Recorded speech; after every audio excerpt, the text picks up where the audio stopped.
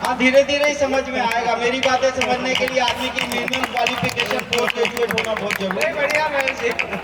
समस्या इतने तरह की होती है। एक आदमी ने हाथ पे टैटू बनवाया, गोदना गुदवा के रो रहे थे। मैंने कहा मालूम था दर्द होगा तो क्यों गुदवाया?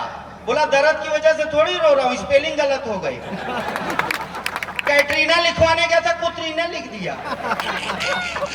इस दुनिया में समस्याएं बहुत तरह की।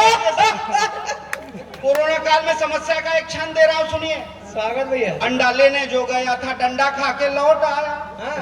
हाथ को झटक बोला अंडा जाए भाड़ में। इससे तो होता अच्छा पहन केवल कच्छा, धुनी ही रमाता जाके जंगल पहाड़ में। बीबी ने जबान खोली, बोली करो ना ठिठोली, जानती हूँ शक्ति कितनी तुम्हारे हाड़ में। यहाँ झंडा गाड़ा आए करके जुगाड़, वहां पैंट गीली कर आते शेर की दहाड़ में। जो 3 लोगों ने ताली बजाई, जी चाहता है उतर के इनके पैर छू लूं। ये बाकी सबको समझा रहे कि कवियों को कैसे सुनना।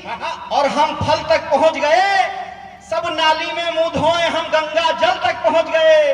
ओ नापाक पड़ोसी सुन ले अपनी करतूतों से तू, कश्मीर तक पहुंच न पाया, हम मंगल तक पहुंच गए। ये हमारा हिंदुस्तान है साहब, उसमें भी भागलपुर तो और आगे। सुबह में आया, मेरा दांत दर्द कर रहा था ऊपर वाला, मैं भागलपुर के डॉक्टर के पास चला गया, उसने नीचे का निकाल दिया। जब थोड़ी देर में सूजन कम हुई, मैंने टच किया तो मैं गया, बोला भाई साहब ऊपर का दुख रहा था, आपने नीचे का निकाल दिया। वार है, इधर हम जड़ पे वार करते हैं। एक्चुअली में इसी पे खड़ा होके ऊपर काट रहा था, तो मैंने नीचे से बेस ही हटा दिया। ऐसे प्रबुद्ध लोगों को मैं प्रणाम करना चाहता हूं साहब। यहां से किसी तरह जान बचा के बंबई पहुंच जाऊं, बस यही आशा है मेरी। क्योंकि ये आदमी तो किसी को खाने पीने नहीं दे रहा है, और आगे वाले लाइन जो लोग पा गए हैं वो इस समय डबल माइंडेड है। उनकी समझ में नहीं आ रहा कि इसको बार बार देखें कि ऊपर बार बार देखें। अगर एक बार खा के खत्म कर दे तो टेंशन दूर हो जाता। पीछे वालों को टेंशन होता कि इनको तो मिल गया, हमको मिला ही नहीं। अब पीछे वाले तो खुश हैं कि मिला ही नहीं है, ये लोग तो बेचारे और आधार में लटके हुए, मिला भी और खा भी नहीं सकते। भगवान ऐसी अवस्था किसी की ना करे जैसी इनकी हुई है। 2-2 नावों की सवारी में पड़े हुए हैं।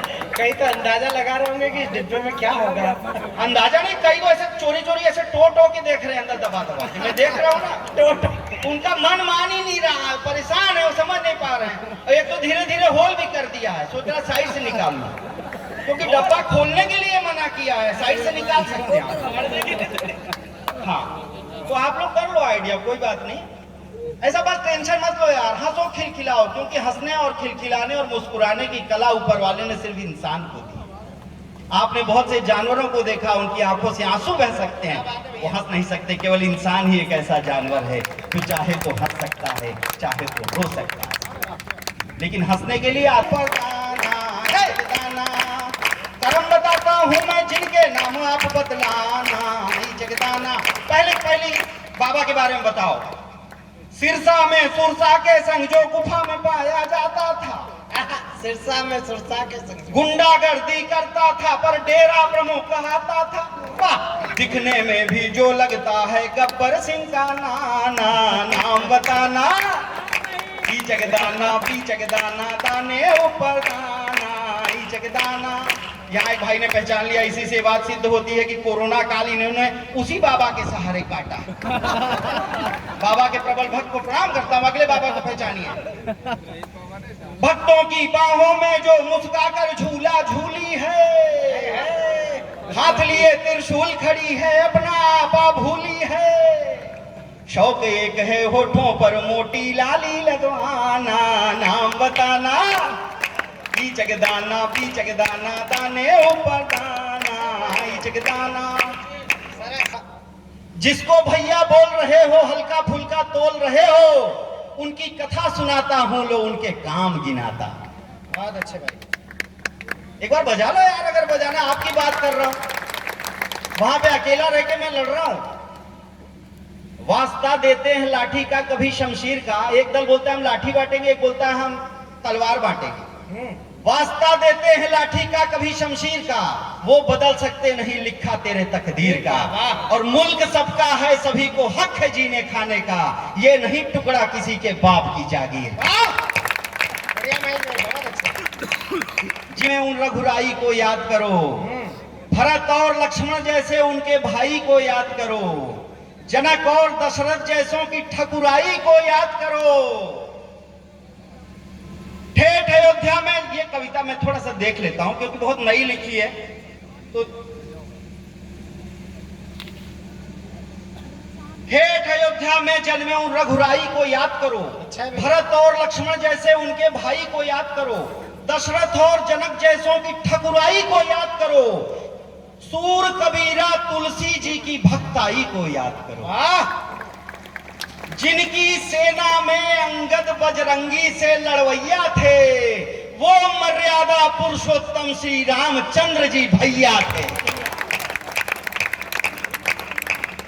दुष्ट कंस का मथुरा वालों पर जब अत्याचार हुआ, पाप कर्म की तूती बोली, हिंसा मिथ्याचार हुआ, अर्धरात्रि को मथुरा के कारागृह में अवतार हुआ, जिस बालक का जीवन भर बस जय जय जय जयकार हुआ, अहंकार के परम शत्रु वे अहि के नाथ नथैया थे, मीरा राधा के स्वामी वो नंदलाल भी भैया थे।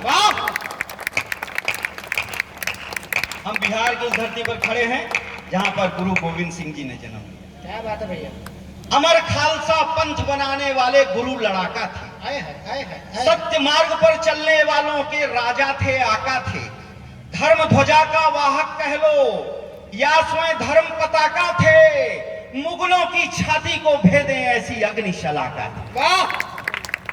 कोटि खालसा जूझ मरे रण, उन वीरों के मुखिया थे, परम पूज्य दशमेश गुरु गोविंद राय भी भैया थे।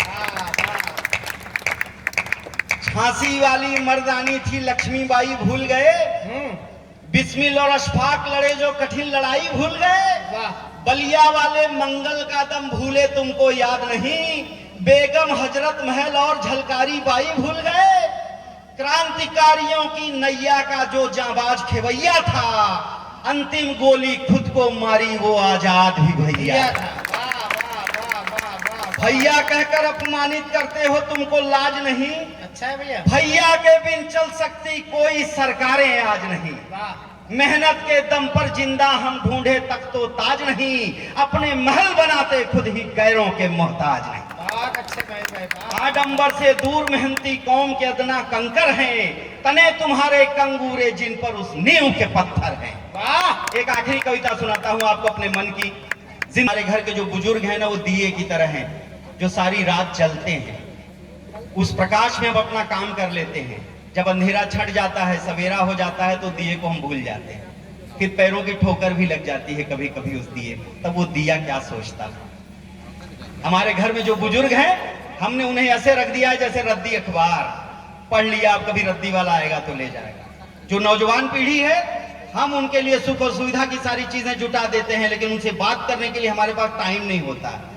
मैं नौजवान पीढ़ी से हाथ जोड़कर एक ही बात कहता हूं, जब आपको बोलने नहीं आता था, आपके इन्हीं बूढ़ों ने लाड़ से आपको बोलना सिखाया। आज अगर आपको बोलने आता है और आप इनसे नहीं बोलते, इससे बड़ी दुर्भाग्य की कोई बात नहीं हो सकती। क्योंकि जिंदगी की धूप में भटकने वाले पैरों में जब छाले पड़ जाते हैं और सर पर माँ का साया नहीं होता, तो उन छालों से यही आवाज आती है, सूरज की जलती किरणों पर बादल रख देती, माँ होती तो मेरे सिर पर आंचल रख देती।